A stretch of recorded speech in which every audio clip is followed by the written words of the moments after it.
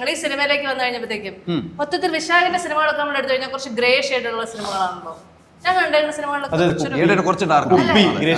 പക്ഷെ മൊത്തത്തിൽ അങ്ങനെ ഒരു ഗ്രേ ഷെയ്ഡുള്ള സിനിമകളിലേക്ക് കൂടുതലായിട്ട് വിശാഖിനെ വിളിക്കുന്നതായി തോന്നാറുണ്ടോ? അങ്ങനെ തോന്നാറില്ല. പക്ഷെ ഈടായിട്ട് കുറച്ച് ഇങ്ങനെ നെഗറ്റീവ് ക്യാരക്ടേഴ്സ് വരുന്നുണ്ട്. അപ്പൊ അത് ഞാൻ എൻജോയ് ചെയ്യുന്നുണ്ട്. നെഗറ്റീവ് ക്യാരക്ടേഴ്സ് പ്ലേ ചെയ്യാൻ ഒരു പ്രത്യേകം തരം ഒരു ഹൈ ആണ്. It's a lot of fun. Kunchacko Boban എന്തെങ്കിലും ഒരു അഡ്വൈസ് പറഞ്ഞു തന്നിരുന്നോ സിനിമയിൽ അഭിനയിക്കാനായിട്ട്? ചേട്ടാ അങ്ങനെയൊന്നും അതൊന്നും ആർക്കും കൊടുക്കൂലേ? സത്യം പറയും കേട്ടോ, ചേട്ടനെ കുറിച്ച് എനിക്ക് ഏറ്റവും ഇഷ്ടമുള്ളതാണ്. നമ്മളിപ്പോഴും മന്ദം വിട്ട് കുന്തം വിഴുങ്ങിയിരിക്കുന്ന ശിശുവാണ്.